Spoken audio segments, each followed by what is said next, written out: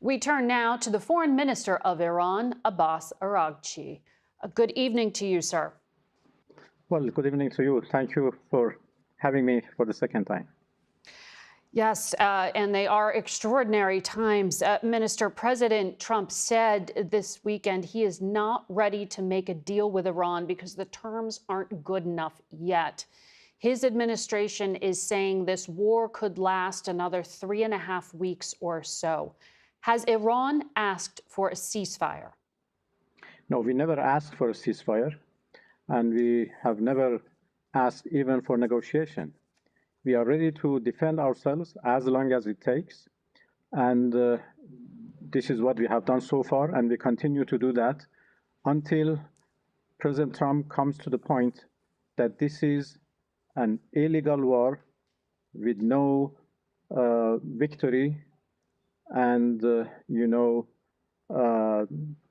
are people being killed only because President Trump wants to have fun. This is what he has said.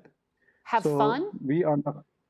Yes, this is what he said, that they are sinking, ships and targeting different places because it is fun. And the Secretary of War has said that there is no mercy. Mm-hmm. And this is actually a war crime. Even saying that is a war crime. So this is a war. This is a war of choice by President Trump and the United States, and we are going to continue our self-defense. Well, that may be your position, but sir, this is a war of survival for your government.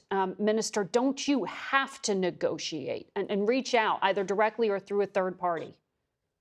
No, it's not a war of survival. We are stable and strong enough. We are only defending our people from this act of aggression, and we don't see any reason why we should talk with Americans, because we were talking with them when they decided to attack us, and that was for the second time.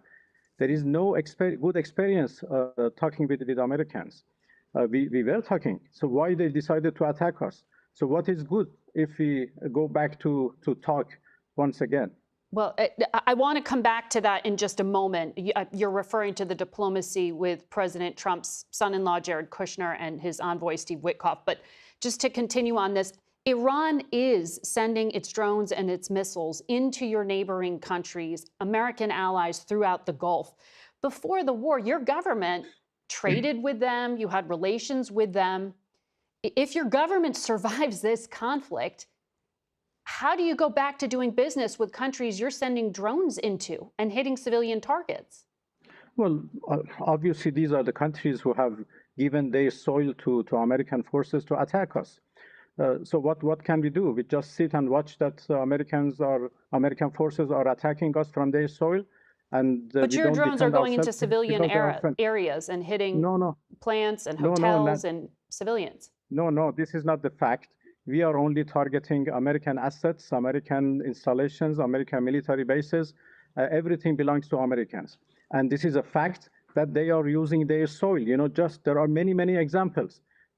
Just yesterday, they attacked our islands using HIMARS artillery rockets, which are low-range, rockets, mm-hmm. and they used the territory of UAE to attack us. A week ago, 3 F-15 jet fighters were shot down, apparently by a friendly fire in Kuwait, but nobody asked what they were doing in Kuwait. They were using Kuwait and airspace of a neighborly, a friendly country to attack us. So it is obvious we cannot just, remain, right. Well, so many of these countries are part of CENTCOM, but this is the point, is that it's going to hurt your country in the long term. But when we talk about the Strait of Hormuz, which is such an important transit point for global trade, you have said it is closed to Israel and it's closed to the United States. The Financial Times is reporting that European diplomats from France and Italy are talking to your government about trying to get safe passage for their ships. Are you open to restarting oil and gas vessels going through there? Well, we are open to countries who want to talk to us about the safe passage of their vessels. You are It depends negotiating with on France and Italy? Well, I cannot mention any country in particular, but we have been approached by a number of countries who wants to have a safe passage for their vessels, and this is up to our military to decide. And they have already decided to let a group of vessels belongs to different countries to pass in a safe and secure. So we provide them security to pass because we have not closed this strait. They are not coming themselves because of the insecurity which is there because of the aggression by the U.S. I want to ask you again about the negotiations. Iran has declared it has 440 kilos or so of nuclear material. Where is that material now? Who has custody of it? Well, we have not declared. This is verified and declared by the agency. That's right. This is not a secret. This is not a secret, The agency have said in his many reports the exact amount of our enriched, nuclear material. Yes. So where is it now? Who has custody of it? So they are under the rubbles. Our nuclear facilities were attacked, and everything is under the rubbles. Of course, there is the possibility to retreat them, but under the supervision of the agency. If one day we come to the conclusion to do that, it would be under the supervision of the agency. But for the time being, we have no program, we have no plan to recover them from under the rubbles. Am I understanding you here? Because I know that you said 48 hours before the U.S. strikes happened, you had personally offered to President Trump's negotiators to take that 440 kilo amount of 60% enriched material and to dilute it. You said Iran was ready to give that material away. This was in the deal that was also presented to Vice President Vance by Oman. Today, is Iran still willing to let go of that enriched uranium? Well, that was one of the elements of a deal that we were negotiating with our, American interlocutors. That element dealt with the question of Iran's 60% enriched material. And I offered actually that we are ready to dilute those enriched material or downblend them, as they say, into lower percentage. So that was a big offer, a big concession, in order to prove that Iran has never wanted nuclear weapons and would never want them. Are you willing to give that up now? Well, there is nothing on the table right now.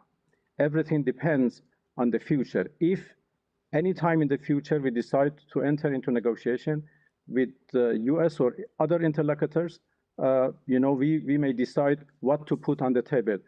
For the time being, nothing is on the table. There are at least 4 Americans being held at Evin prison that we know of, including a journalist, Reza Valizadeh, and Cameron Hekmati, a 61-year-old man. What is the status of those Americans? Are they safe? Well, if the U.S. and Israel do not attack our prisons, I guess they are safe. Foreign Minister, we are running out of time, and I can see the internet is going in and out here. I just do want to point out, you're speaking to us via Zoom. The Iranian people don't have open internet access, but you do. Why? Well, because I'm the voice of Iranians, and I have to defend their right. So this is why I have access to internet to just have our voice being heard by the international community. But internet is closed because of the security reasons, because we are under attack, we are under aggression, and we have to do everything to protect our people. In any country, there are urgent measures taken for the sake of war. Minister, I'm glad the uplink worked to talk to you right now. We thank you for your time this morning. Face the Nation will be back in a minute. Stay with us.